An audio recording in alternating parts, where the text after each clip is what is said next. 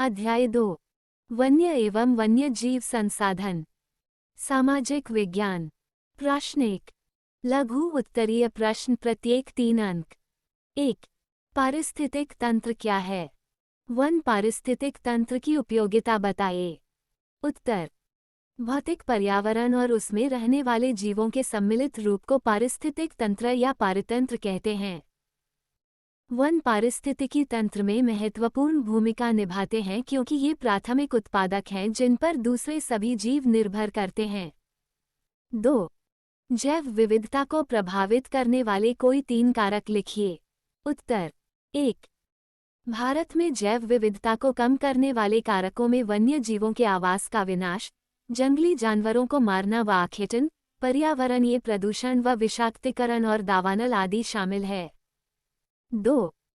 पर्यावरण विनाश के अन्य मुख्य कारकों में संसाधनों का असमान वितरण व उनका असमान उपभोग और पर्यावरण के रखरखाव की जिम्मेदारी में असमानता शामिल है। 3। आमतौर पर विकासशील राष्ट्रों में पर्यावरण विनाश का मुख्य दोषी अत्यधिक जनसंख्या को माना जाता है। 3। पर्यावरण विनाश के प्रमुख कारक कौन कौन से हैं? उत्तर। प्रश्न 2 का उत्तर देखें। 4। आरक्षित वनों से क्या तात्पर्य है? समझाइए। उत्तर। देश के आधे से अधिक वन क्षेत्र आरक्षित वन घोषित किए गए हैं। जहां तक वन और वन्य प्राणियों के संरक्षण की बात है, आरक्षित वनों को सबसे अधिक मूल्यवान माना जाता है। 5। पर्यावरण के विनाश और पुनर्निर्माण की क्रियाशीलता से हमें क्या सीख मिलती है? उत्तर। पर्यावरण के विनाश और पुनर्निर्माण की क्रियाशीलताओं से सीख मिलती है कि स्थानीय समुदायों को हर जगह प्राकृतिक संसाधन प्रबंधन में शामिल करना चाहिए, परंतु स्थानीय समुदायों को फैसले लेने की प्रक्रिया में मुख्य भूमिका में आने में अभी देर है।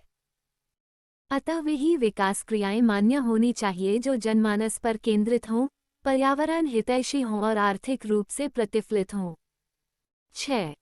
भारत में वनों को सबसे बड़ा नुकसान कब और किन कारणों से हुआ? उत्तर। भारत में वनों को सबसे बड़ा नुकसान उपनिवेशकाल में रेल लाइन, कृषि, व्यवसाय, वाणिज्य वानिकी और खनन क्रियाओं में वृद्धि से हुआ। स्वतंत्रता प्राप्ति के बाद भी वन संसाधनों के सिकुड़ने से कृषि का फैलाव महत्वपूर्ण कारकों में से एक रहा है। भारत में वन सर्वेक्षण के अनुसार 1951 और 1980 के बीच लगभग 26,200 वर्ग किमी वन क्षेत्र कृषि भूमि में परिवर्तित किया गया। 7।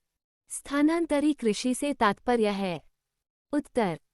अधिकतर जनजातीय क्षेत्रों, विशेषकर पूर्वोत्तर और मध्य भारत में स्थानांतरी झूम खेती, स्लैश और वन खेती के चलते वनों की कटाई या निम्नीकरण हुआ है, अर्थात वन भूमि को कृषि भूमि में परिवर्तन किया गया है। 8। वनों की कटाई के 3 परोक्ष परिणाम लिखिए। उत्तर। आय। वाणिज्य की दृष्टि से कीमती पेड़ पौधों की कटाई के कारण हजारों वनस्पति और वन्य जीव जातियां लुप्त होने के कगार पर पहुंच गई हैं। कई मूल जातियां और वनों पर आधारित समुदाय निर्धन होते जा रहे हैं और आर्थिक रूप से हाशिए पर पहुंच गए हैं। वन कटाई के परोक्ष परिणाम जैसे सूखा और बाढ़ भी गरीब तबके को सबसे अधिक प्रभावित करते हैं। इस स्थिति में गरीबी पर्यावरण निम्नीकरण का सीधा परिणाम होता है। 9। जैव संसाधनों के विनाश द्वारा सभ्यता और संस्कृति का पतन हो रहा है, कथन की व्याख्या कीजिए।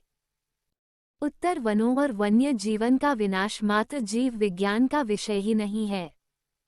जैव संसाधनों का विनाश सांस्कृतिक विविधता के विनाश से जुड़ा हुआ है, जैसा कि निम्न बातों से स्पष्ट है। 1। जैव विनाश के कारण कई मूल जातियां और वनों पर आधारित समुदाय निर्धन होते जा रहे हैं और आर्थिक रूप से हाशिए पर पहुंच गए हैं। ये समुदाय खाने, पीने, औषधि, संस्कृति, अध्यात्म इत्यादि के लिए वनों और वन्य जीवों पर निर्भर हैं। 2। निर्धन वर्ग में स्त्रियां पुरुषों की तुलना में अधिक प्रभावित हैं।